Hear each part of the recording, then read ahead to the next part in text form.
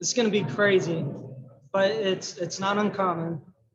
I actually started playing music as a punk rocker, and I would play punk music, punk pop. Eventually, I joined jazz band in middle school and high school. I was also in polka, the community polka band, and for a lot of viewers who aren't familiar with polka, it's German music. And I was in a country group for a little while. I would just do a bunch of lead guitar work. I would always sit in at bars and play blues guitar. And so I've hit just about every type of genre. I love to get funky. I love to keep it upbeat. And I think people want to dance. I think people want a simplistic song. So that's why I pursued the style of music that I'm pursuing.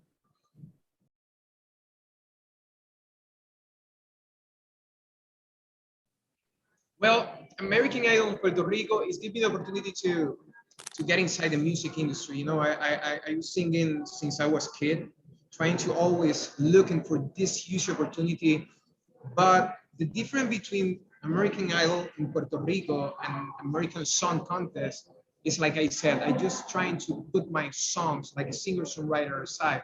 So this kind of contest give you that opportunity for, it's kind of different, but it gives you a taste about how people support you in Puerto Rico. So I'm just looking forward that people get it stuck with my song logo and trying to enjoy this amazing opportunity that I'm going to arrive in here. So.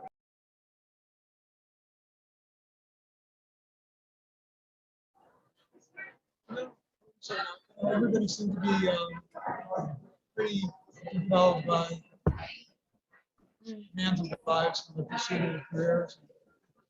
But I didn't have that specific limitation, although I'm always eager to give someone direction, specifically when they're aspiring artists.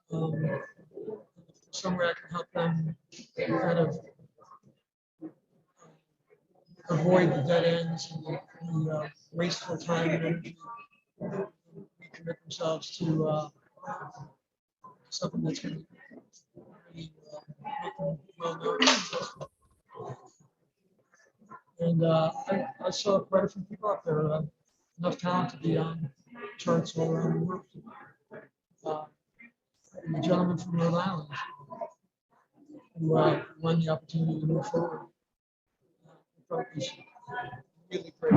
Yeah, good. Really, really great and really powerful. And I'm glad he hung in there with his experience.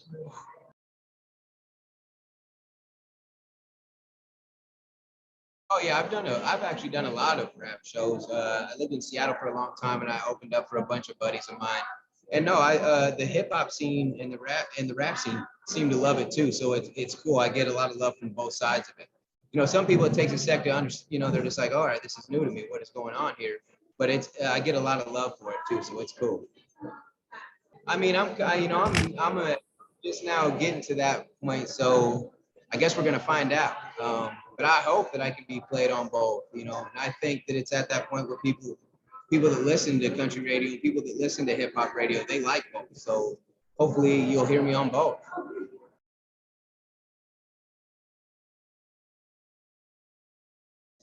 Being a business owner, you have to be ready to be a leader, even when it's not going to be pretty.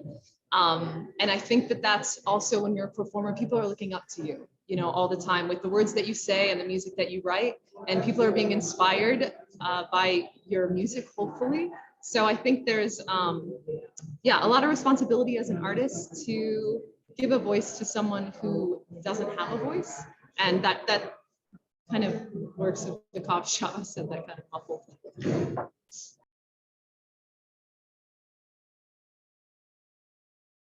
So I did meet him one time, just while we were performing. I definitely hope to meet him again. But what a sweetheart! What a sweetheart! And honestly, I grew up listening to his music. My mom played every record of his as a kid. So it's kind of weird. It's like this weird full circle kind of spiritual thing that's going on. It's like, Michael Bolton might be responsible for my music career because subconsciously, like I just heard him belting and singing this ass off for years. So, you know, and then I happened to perform on the same episode with him. So it's pretty crazy.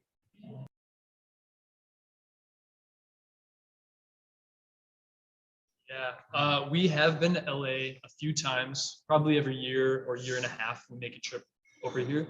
And I think our favorite part has to be the sun, because Minnesota was like, what, negative 10 degrees outside? It was when we negative left? 14 when we left Yeah. for here. So just to be in anything that's above like 50 degrees, huge. Oh, unbelievable. Our sun was, or our skin was very thankful for it. So that worked out. Our son. Yeah, I feel like we look sunburned. There is like Which we a- do, yeah, yeah. We got kind of sunburned. Do we have a filter on the us? camera or lighting what's- was a little red, but I did lay in the sun all week. So. Yeah, that could be it.